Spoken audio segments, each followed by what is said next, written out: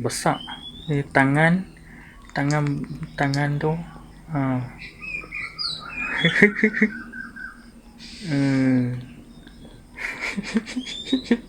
Tu video ah.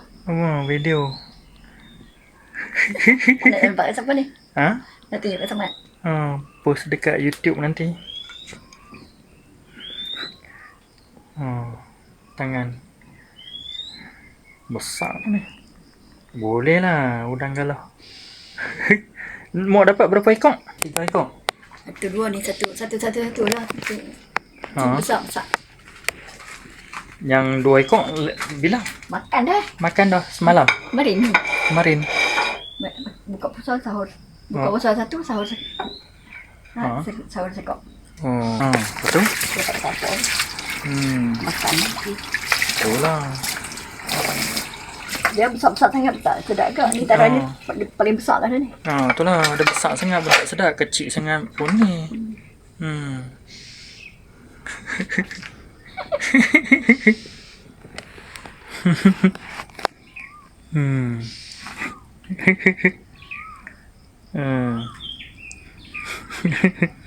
Tiga ekor dah dapat depan rumah.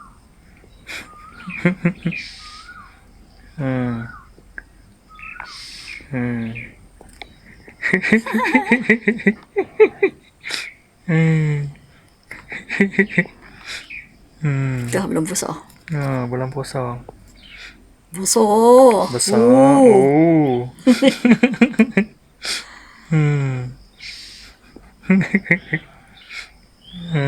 Sodak.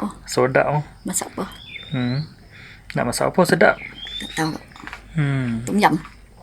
Tom yum dia kena sekok. Kena ketik dia punya apa tu? Pengapit kaki, pengapit tangan dia tu, pengapit baju. Kalau guna tangan dia tu boleh kapit baju, jemuk baju. Tu Nak kapit lagi. Bergerak lagi.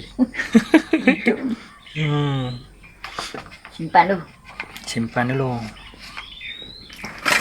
Tangan duk keluar. Tengok dulu lah doktor.